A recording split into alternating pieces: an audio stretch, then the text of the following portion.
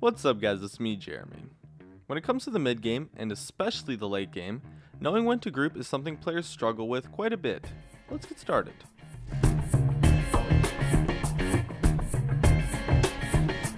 Now, after you make the transition into the mid game, grouping becomes an extremely relevant thing to do, and whichever team does it better can often decide the game if the laning phase was pretty close. Let's go over what situations your team should group in and why. The first thing to understand is that when grouping, your team needs to be looking to accomplish something.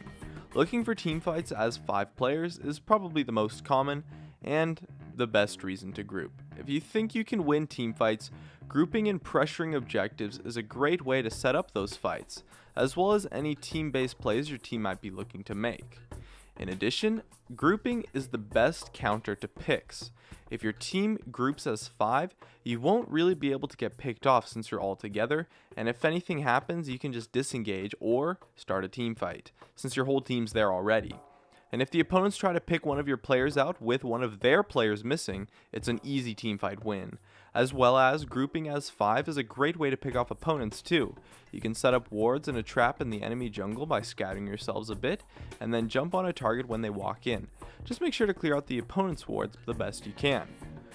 All of these things are reasons to group, so you need to actively think what your team is trying to do and group accordingly. When you're behind, grouping is fantastic since the pick potential really gives you a larger chance at coming back rather than just pushing out your lanes and hoping to farm up. Grouping is a really proactive play, and the team that groups first often gets a pretty big advantage and can even force 4v5 fights sometimes. So grouping is more often than not a better play than doing something other than grouping. Just make sure that when you actually group, you're doing it for a reason.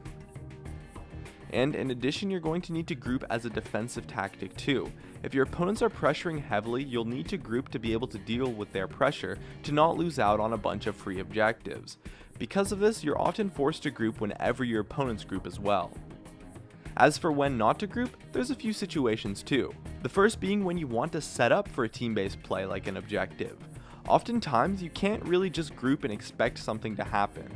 Ideally, you want to create the most optimal situation for you to group, and in order to do that, you need to do things such as push out lanes, control vision, and buy items. Doing these will allow you to prepare for the next teamfight and should be done before grouping. League is an objective-focused game, and so you shouldn't try to teamfight unless the situation is optimal or you're forced to. Also, if you can't win a 5v5 teamfight, grouping isn't going to help you that much, since your pick potential is somewhat eliminated from your opponent's grouping. You can just keep pushing out lanes, avoid getting picked off, and farm up until you reach a point where you have a chance at 5v5ing, or perhaps set up a split push, or look for your players to make solo picks by themselves or with a partner. Just be aware of what your team's strategy and win conditions are. Your win condition comes from capitalizing on the strengths of your team comp, so you have to think, what situation will cause us to win this game, and how do I set it up, and group accordingly. Overall, when deciding when to group and when not to group, you have a few things to consider: time management, team fighting, and your team's win conditions. You need to manage your time properly in order to group effectively. Don't be farming the jungle when you should be with your team. Delaying team-based plays for minor things such as farming the jungle can be really detrimental. Make sure that when you group, you have a major goal in mind, such as team fighting or making a play for an objective.